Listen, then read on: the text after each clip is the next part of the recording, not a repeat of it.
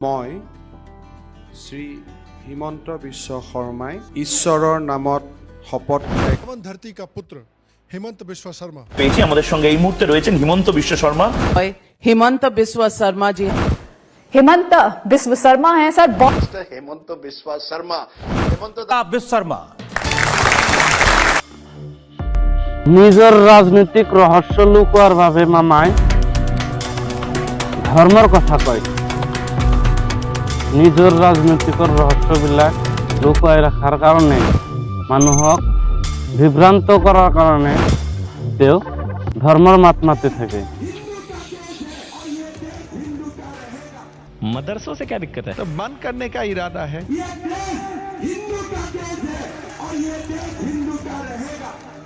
ये सेकुलरिज्म का भाषा हमें मत सिखाओ।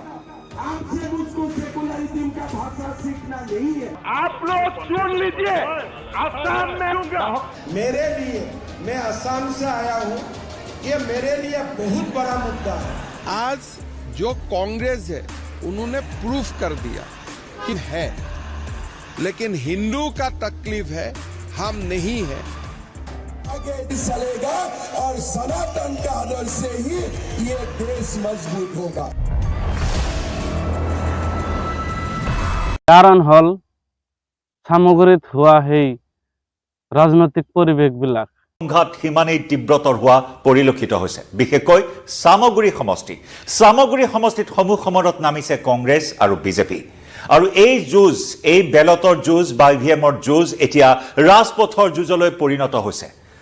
আৰু এই ৰাজপথৰ যুঁজত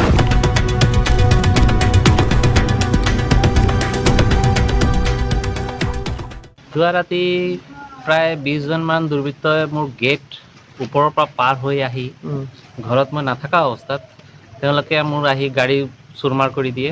এটাও নাথাকে গাড়ীত। প্লাছ মোৰ ঘৰত মাৰ্ডাৰ কৰা এটেম্পট, মানে মাৰ্ডাৰ ডাকাইতি যি কয় আৰু ঘৰত মোৰ মা, মোৰ বাচ্চা আৰু ৱাইফ। নিৰ্বাচনী ৰেলী আছিল আৰু নিৰ্বাচনী ৰেলীৰ এই মুহূৰ্তত আমি দৃশ্য দেখুৱাইছোঁ। নিৰ্বাচনী ৰেলীত বাধা প্ৰদান কৰিবলৈ হাতে হাতে লাঠি লৈ ওলাই আহিল বিজেপি কৰ্মী সমৰ্থক আৰু কংগ্ৰেছ কৰ্মীসকলক বাধা প্ৰদান কৰিলে, কংগ্ৰেছৰ নেতাক বাধা প্ৰদান কৰিলে এই সমদলত অংশগ্ৰহণ কৰাত। আৰু তাৰ পিছতে পৰিস্থিতি নিয়ন্ত্ৰণ কৰিবৰ বাবে ঘটনাস্থলীত আৰক্ষী CRPF বাহিনী মোতায়েন কৰিবলগীয়া পৰিস্থিতিৰ সৃষ্টি হ'ল। প্ৰিয় দৰ্শক, এই ঘটনা সংঘটিত হৈছে সামগ্ৰী সমষ্টিত।